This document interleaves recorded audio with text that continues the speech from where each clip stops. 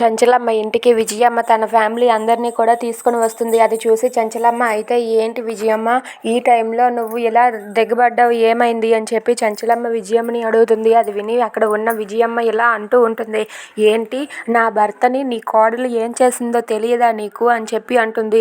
దాంతో అక్కడ ఉన్న సింధూర, చంటి, చంచలమ్మ, కేశవ వాళ్ళైతే అలా చూస్తూ ఉంటారు.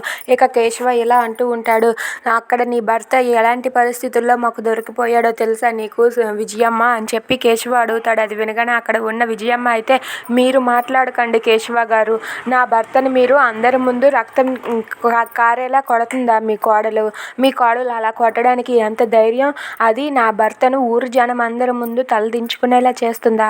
నేను మిమ్మల్ని ఊరికే వదిలిపెట్టను, ఆ సింధూరాని రచ్చబండ ఎక్కిస్తానని చెప్పి అంటుంది. అది విని అక్కడ ఉన్న చంచలమ్మ, కేశవ, చంటి, సింధూర వాళ్ళైతే ఒక్కసారిగా షాక్ అయ్యి అలా ఉండిపోతారు. ఇక విజయమ్మ అయితే, ఖచ్చితంగా నీ కోడలు సింధూరాని రచ్చబండకి ఎక్కించే తీరుతాను, లేకపోతే నా భర్త రక్తాన్ని మీరు కళ్ళ చూస్తారా?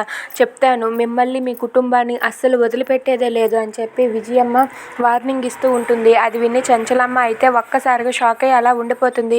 ఎలాగైనా సరే ఈ సింధూరాన్ని నేను ఆ రచ్చబండ ఎక్కించి ఏం చేస్తానో చూడండి, మీరే చూస్తూ ఉండండి అని చెప్పి అక్కడ ఉన్న విజయమ్మ అంటుంది. దాంతో సింధూర అయితే, మేమేం భయపడం, అతను ఏం చేశారో మేము దానికి తగిన ప్రతిఫలం ఇచ్చాము, అంతకుమించి ఇంకేం కాదు అని చెప్పి సింధూర అంటుంది.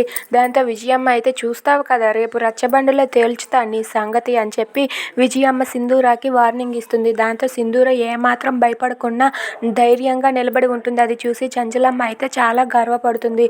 If you like this video please like, share and subscribe friends. Thanks for watching.